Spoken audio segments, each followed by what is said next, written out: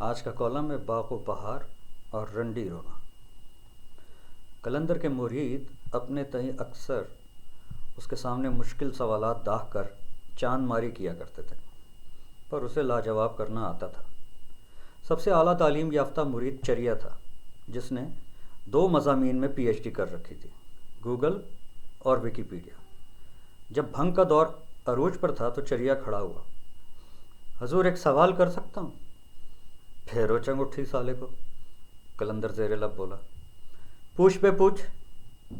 حضور، میر امن دہلوی کی شورائے آفاق تصنیف باغ و بہار کے بارے میں کچھ فرمائیں۔ انٹرنیٹ کام نہیں کر رہا کیا؟ گوگل میں دیکھ لے، سب مل جاوے گا۔ حضور کی دعا سے گوگل تو اپنے گھر کی لونڈی ہے، ڈاؤن لوڈ کر کے پڑھ بھی لی، تو پھر کاہے کو پوچھ رہا ہے؟ حضور کی رائے لینا چاہ رہا ہوں، چریا بولا۔ ابے میری رائے کو چھوڑ، پہلے تو یہ بتا کس گدھے نے تجھے یہ کہہ دیا کہ یہ شورائے آفاق کتاب ہے؟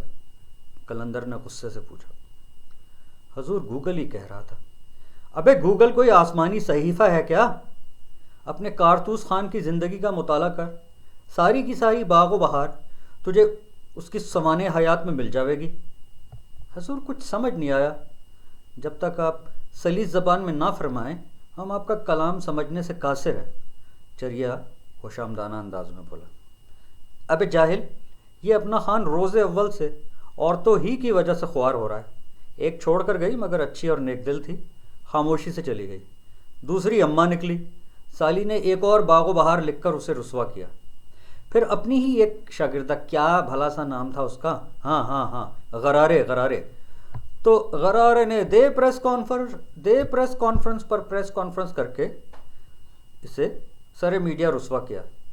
سنا ہے آج کل کسی بزرگ خاتون سے بیاہ رچائے بیٹھا ہے، اور وہ بھی اپنا قسم چھوڑ کر اس کے ساتھ ہو لی۔ مگر حضور اس بات سے باغ و بہار کا کیا لینا دینا؟ چریے نے پوچھا۔ ابے مجھے تیری گوگل اور ویکیپیڈیا پر پی ایچ ڈی مشکوک لگے ہے، تو مجھے عالم آف لائن کا کلاس فیلو لگتا ہے، سیدھی سادھی بات نہیں سمجھ رہا؟ قلندر نے چریے کو ڈانٹتے ہوئے کہا۔ حضور میری پی ایچ ڈی بالکل اصلی ہے، بے شک ہائر ایجوکیشن کمیشن کی ویب سائٹ دیکھ لیجئے، اسے ہائی ایجوکیشن بولتے ہیں۔ چل کیا یاد رکھے گا، 2 جملوں میں سارا کچا چھٹا کھول دیتا ہوں تیری باغ اور بلبل کا۔ حضور باغ و بہار، باغ اور بلبل نہیں، چریا بولا۔ سالے بات نہ کاٹا کر، بلبل ہو یا بہار بات تو ایک ہی ہے نا۔ غلطی ہو گئی حضور، معافی چاہتا ہوں، چریا قلندر کے قدموں میں گر گیا۔ ابے یہ نوٹنکی بند کر اور سب غور سے سنو، قلندر نے تمام مریدوں کو مخاطب کرتے ہوئے کہا۔ حضور ہم سب ہمہ تن گوش ہیں، باغ و بہار میں بھی وہی رنڈی رونا ہے جو آج بھی سب کا سب سے بڑا پرابلم ہے، یعنی عورت۔ عقل مند سے عقل مند مرد کی عقل احمق سے احمق عورت کے ہاتھوں ماری جاتی ہے۔